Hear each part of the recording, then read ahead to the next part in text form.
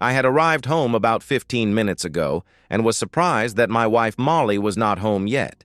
She had been working a few hours later several days per week, but still usually beat me home and had dinner started by the time I came in the door. I grabbed a beer and was going to call her about dinner plans when she beat me to the punch and my cell phone rang. "Hello, darling, are you still at work?" I inquired. "Yes, Jack, I'm still here, but we are leaving now. I have a surprise for you that I think you're going to like. At least I hope you do. I know I'm going to like it. We need to talk when I get home, so please make sure you are around and ready for a conversation when I get there. I'll be home in 20 minutes. "Should I start dinner or run out and pick something up?" I asked. "No, Jack. We won't have time for that tonight. At least not until later. But Jack, just remember that I love you and only you and I can't wait to see you." "I love you too, and I'll be waiting for you with open arms." 20 minutes later, my wife Molly walked in, and I thought right off the bat that she looked a bit rumpled, with wrinkled clothes, her stockings were gone, and her makeup and hair were a bit messed up. "Wow, you must have had a rough day, Molly. You look kind of disheveled." "What's up?" Molly quickly moved to me and put her arms around me and looked up into my eyes as she whispered, "Jack, you know that I love you so much, and I know that you love me and would do anything for me. Do you agree?" "Sure, Molly. I might not kill for you, but I would do just about anything else. So, what's bringing this conversation up? I can't wait to hear what predicament you've gotten into this time." "It's nothing like that, Jack. Just let me talk, and when I am done, you can ask me questions. You know how you pretty much let me decide almost all of our decisions, and you are so nice to me and loving that you let me do almost anything that I want." "Well, I was telling my boss Ralph about our relationship over the last few weeks, and he had a few ideas that seemed to make sense to me. He had me read a few stories about submissive men who like to be dominated by their women and how this really helps make their relationship work. I have to admit, Jack, the stories were very good and really got my fantasies going over the last few weeks. Molly, yes, I am nice to you and let you have your way about any of the decisions that aren't life-altering or major. But if you remember, I decided on the house we would buy, the cars we would buy, how we invest our money, and the major financial decisions. But I admit, I love letting you make the decisions on the things that are important to you that make you happy, like vacations, what movies to see, what restaurant to go to, even what clothes I should wear. But I don't think that makes me submissive, just in love with you and wanting you to be happy. My dad told me the secret to a happy and stress-free marriage is to not sweat the small stuff. Then he reminded me that almost everything is small stuff and life should be lived as positively and happily as possible. Okay, Jack, but I still think my boss was right when I compare you to him. He is domineering, powerful, and takes what he wants. People cower to his strong personality, and they do what he decides, not the other way around. He explained to me that he is an alpha male, dominant, and at the top of the pecking order, while people like you, although they are loving and nice, are more beta males and like to be dominated and submissive. They may not know it yet, but it's there waiting to come out. Well, I think that is some third-degree pop psychology nonsense, and I totally disagree. But where are you headed with this? When I said that, I saw some guilt, and the confidence that had been there faded a bit. Jack, my boss has told me that he is going to be intimate with me in a way I've never experienced before. He is well endowed and often brags about his skills. Over the past few weeks, after hours in his office, he had me feel it occasionally, and I have to admit it was quite prominent and responsive as I explored it. I know it wasn't right, and I probably crossed the line that a young married wife should avoid, but it really excited me, and I've been having fantasies about him the last few weeks, as he had been seducing me at the office. He explained to me that you are probably going to really enjoy me being intimate with him, that you, being submissive, might even want to watch. And if not that, you and I will have the most incredible intimacy of our lives when you reclaim me after I have a session with him. I looked at her, waiting for the punchline to come out, but suddenly realized she was serious and that she was telling me she really had been feeling him up and who knows what else. "What the heck, Molly, you have to be kidding. How would you ever think I would put up with that?" "Jack, I know you love me, and I know you want me to be happy. I'm convinced that this will bring our love and our intimate life to a whole new level." "Molly, are you telling me that you've been intimate with your boss?" "What the heck have you been doing, Molly?" I asked angrily. "Oh no, Jack, I would never cheat on you." "Nonsense, you already have. You've been having intimate conversations with Ralph, and you've already told me that you felt his private parts. Has he been intimate with you?" I asked. She cast her eyes down and couldn't look me in the eye as she said, "No, Jack, not yet. He did touch me intimately in the car on the drive over here, and he is waiting in the driveway for us to have this conversation, and then he is coming up to our bedroom and we are going to be intimate. You can watch if you want. Ralph would like that. But if not, when we are done, you can come up and I will let you do anything and everything to me that you ever might have fantasized about." "You're kidding me. He is outside right now and you let him touch you and you are believing his nonsense. The thought of me being with you after you have been with him makes me want to vomit. And what happens now, Molly, if I say no and ask you to send him away?" Molly now had a look of panic. I could tell she wasn't ready for this response, so now she evidently was going to try a more assertive approach, probably having been coached by her slime bag boss. "Jack, you love me and I want this. You always let me have my way and I've decided this will be good for us. We will at least try this once, although I am sure it will be so good that we will likely want to continue. Now I'm going up and making myself beautiful for him and for you. You can let him in and then wait for us to finish. I know you will want this for me, because you love me, and I know this will be so good for us." "Well, Molly, I can see where your head is at and where our marriage and vows are apparently at. So you go ahead and get ready, and I'll just go out and talk briefly to your friend," I shouted. "Jack, he isn't my friend. This is just raw, powerful, domineering time. I will always only love you and be yours forever, and you'll be mine." With that, Molly came to hug and kiss me, but I pushed her away and saw the surprise and hurt in her eyes. "Well, don't let me hold you up, Molly. I can see that you are doing this no matter what I say. If not now, then soon, maybe without even telling me. Regardless, you've actually already cheated on me. So go ahead upstairs and get yourself ready." Her look of guilt and shock at my statement made her pause, but she turned to walk away. On the stairway, she turned and said, "You'll see Jack. This will be epic." "Yes, Molly, it is going to be epic. You have that right." After she climbed the stairs, I went into her purse and took out her car keys, her house keys, and her phone. From her wallet, I took out our joint credit card, and I then went into the kitchen and grabbed a tea towel from the linen drawer and a few zip ties from the utility drawer. I also grabbed a very large meat carver from the knife drawer and went out to meet Ralph. Ralph was sitting in his car in the driver's seat, reading his phone, and when I came out, he lowered his driver's window and said, "Well, little Jack, I guess your wife told you the score? Don't worry, I'll still let her have time with you, at least for now, until she is fully under my power. You'll enjoy—" I never let him finish his last statement. I put my whole body into the angriest, most vicious left hook I could muster and hit him square in the nose. The satisfying crunch of bones and the gush of blood confirmed that I had done some damage.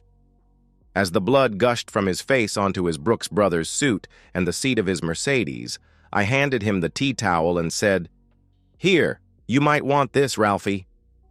He quickly brought it up to his nose, and as he did, I wrapped a zip tie around his left wrist, pulled it up and looped it around the bar for his head restraint, and pulled the zip tie tight.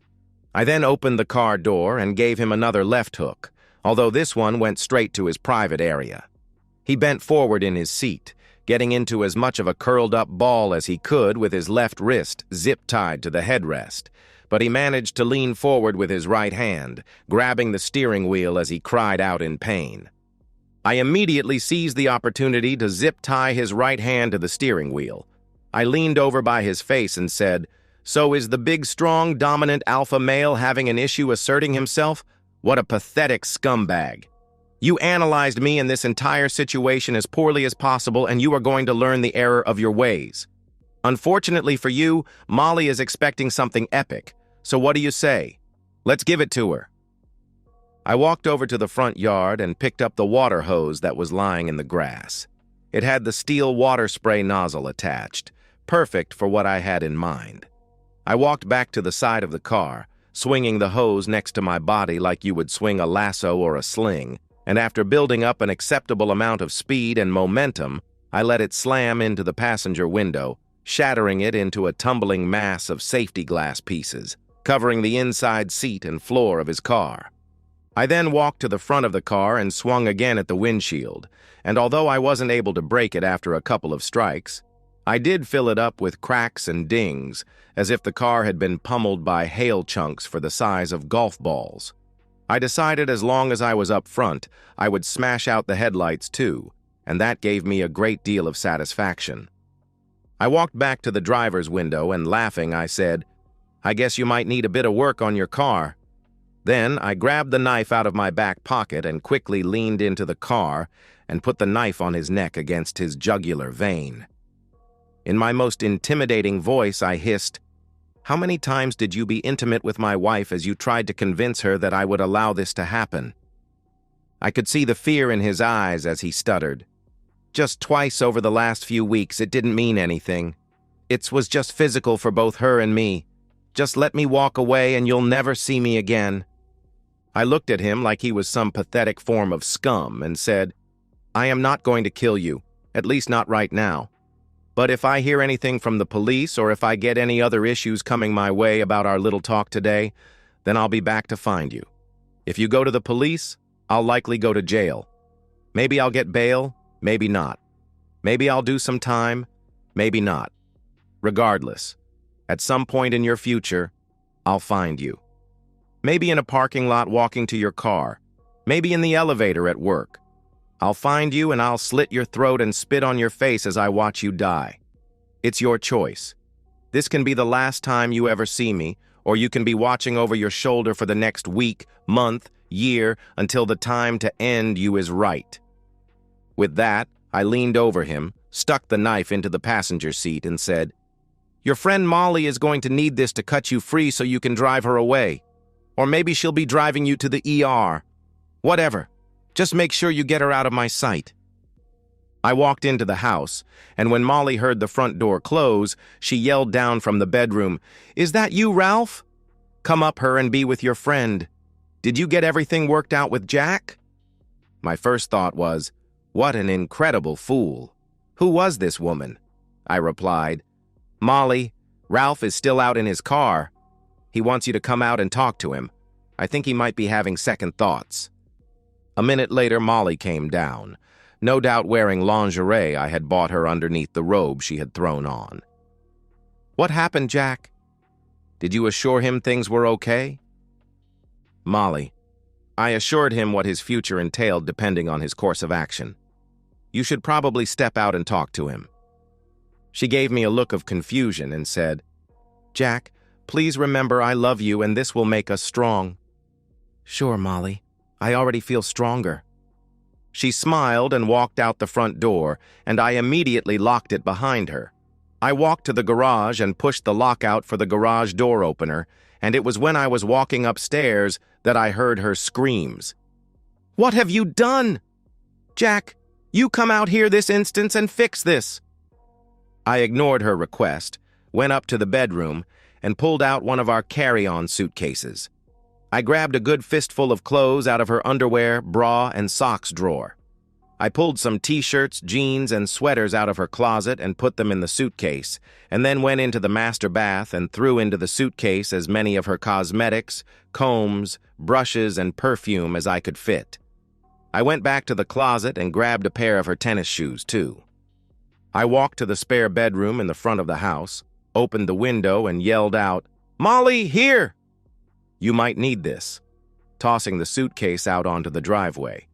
I could only hope some of the perfume bottles had broken. But whatever. Not my problem. I then hurled the tennis shoes, taking aim at her head, but she managed to duck both of my throws. She looked up at me with tears in her eyes and said, "Jack, please, what are you doing?" I was sure this was something you wanted. "I'm sorry. I didn't want to make you mad or hurt you. I can't believe how cruel and vicious you have been to Ralph. For God's sake, he is my boss. Please, Jack, let me in, and we can talk our way through this." I looked at her and said, "Molly, I can't even begin to tell you how ridiculous you've sounded since you came home with your little ploy to turn me into your passive observer. I'm wondering if you had a stroke, or are on drugs, or maybe I just never knew how shallow and pathetic you really are. Whatever, it doesn't matter at this point. I want you to get out of here. You should probably drive your friend to the hospital, but on the way, make sure to ask him about what happens if one word of today's actions comes back on me from the police or anyone else. I'll get the rest of your stuff packed into bags and you can tell me where to drop it off, but don't you dare come back to this house ever again." With that, I slammed down the window, went back downstairs, opened the front door, and threw her purse at her head, this time at least catching her in the chest. Before I slammed the door, I couldn't resist adding, "Was that epic enough for you, Molly?" I locked the door and walked to the kitchen to open my second beer of the day. I realized I needed to talk to my lawyer right away, just in case the police showed up. I also needed a reference for a good divorce attorney. I went to the front window and saw Ralph yelling and cussing at Molly as she cut the zip ties off. She put her suitcase into the trunk. He got out and moved into the back seat and lied down, and she got in the car, sobbing and looking like she was in shock as she put it into reverse and backed out of the driveway. As the adrenaline in my system settled out and I started to relax, I was totally blown away by what had happened, how my wife had gone off the rails so badly. I was amazed and somewhat scared at what I had done in a fit of anger to her boss. I was way too close to actually slitting his throat, and now understand that she just isn't worth it. I laughed when I thought about the line of nonsense he fed her about being the alpha and me being the beta. Being a nice, easygoing guy and letting your wife have the final word on the benign decisions was done out of love and a quest for a happy wife, a happy life marriage. But she should have never misunderstood kindness for being a submissive beta personality that would let her observe me with a dumb person like Ralph. Wow, I never saw that coming. Molly stayed away from the house for the next several days. I kept getting calls from unknown cell phones and assumed they were Molly's since I had confiscated hers. Finally, she left a voicemail, pleading for me to return a call to her on that number so we could talk this through. I knew that it was only a matter of time until I had to face her, and given that no police had shown up to put me in handcuffs, I thought I had dodged one bullet, and now I should finish this fiasco. I called Molly and told her to be over in 1 hour and we could talk. I hung up, finished packing up everything in the house that I thought was hers, and sat on the front steps waiting for her. Molly pulled up in her car, which she had evidently retrieved from work. I didn't know if she had been staying with Ralph, her parents or friends, or in a motel, and I was a bit surprised at myself for not really caring where she had been. She hopped out of the car and gave me a tentative wave before walking over to sit down on the front steps with me. Her face conveyed a myriad of emotions, including a bit of regret, shame, guilt, and apprehension. Her face looked puffy and blotted, indicating to me that she had been crying a lot and getting very little sleep. She sheepishly looked over at me and said, "Jack, I am so sorry for what I did. I don't know how I let Ralph talk me into approaching you about me being intimate with him and you being submissive and liking it. I have thought back over the last few weeks and don't understand how I fell for his whole line of nonsense. I guess it was his dominance and insistence on how this would be so good for us, and how I would have the best experience of my life, both with him and with you after him. I think about it now, and you must think I went crazy, and I guess I was for a little while there. But Jack, I'm back now, and I love you and want only you. I beg you to forgive me, and I promise that I'll be the best wife you could ever have and spend my life making it up to you." "So, Molly, how was Ralph in the bedroom? Did you have the fantastic experiences that you apparently were dreaming of? Did his massive anatomy—" "Stop, Jack. I never touched him after that. And he is so afraid of the things you said that he fired me and doesn't want to come near me. Besides, he was in the hospital for 2 nights after what you did to him. He made up a story of a mugging on the way to the hospital, and we both stuck to the story so you would be off the hook." "Well, at least he got one thing right. What do you want, Molly?" "Jack, I want you. I want to come home and be your wife for the rest of our lives. I want you to forgive me. I'll do anything to make it up to you. We can work through this and be better than ever, Jack. I have decided that you are the only one I can ever love, and I need you to forgive me. What do you say, Jack? Can I please come home?" "Molly, I've done a lot of thinking, and this is where I'm at. You and I were in love for 2 years and married for 3. Now, after only 5 years, you were evidently already bored with our lives, or at least our intimate life, and looking for more. You may think you love me, and maybe you do, but you sure as heck don't respect me.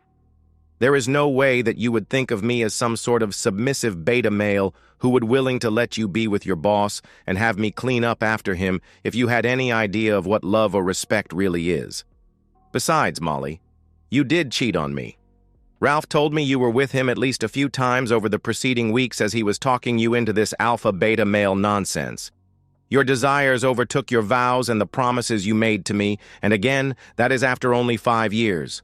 What happens at 7, 10, 15, or 20 years? How many times will you get bored and break those vows?" "Jack, I would never do that to you." "You already have, Molly, so don't say never." "No, I've given it a lot of thought. We don't have kids, don't have much in the way of savings, and our only real asset is the house, which has very little equity in it.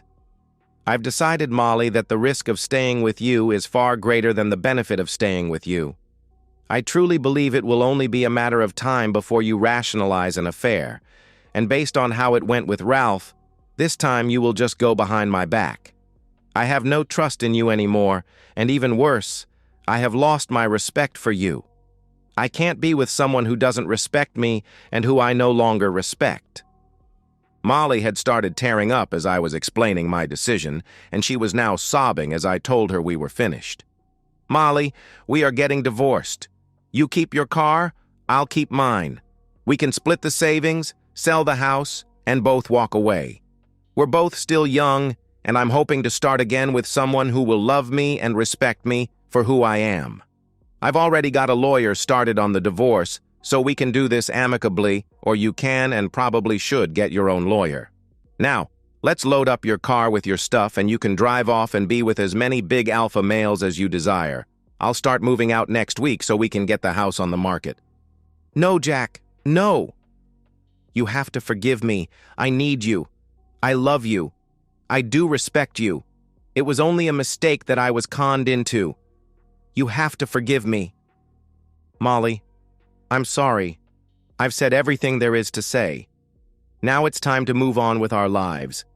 And should our paths cross in the future, let's just have the grace to say hi, but keep walking by, and I hope you find whatever it was that you were looking for." With that, I started to load her possessions into her car, and when we were finished, I just looked at her, said goodbye, walked into the house, and closed the door on our marriage. And so, we've reached the end of today's story.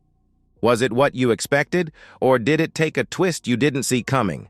I'm curious to hear your thoughts. Share them in the comments below, and let's get a conversation going. If this story kept you hooked, make sure to hit that like button. And if you're new here or just haven't subscribed yet, now's the perfect time to join our community. I bring you fresh, captivating stories every day, so click that subscribe button and turn on notifications so you never miss out. Thanks for watching, and I'll see you in the next one.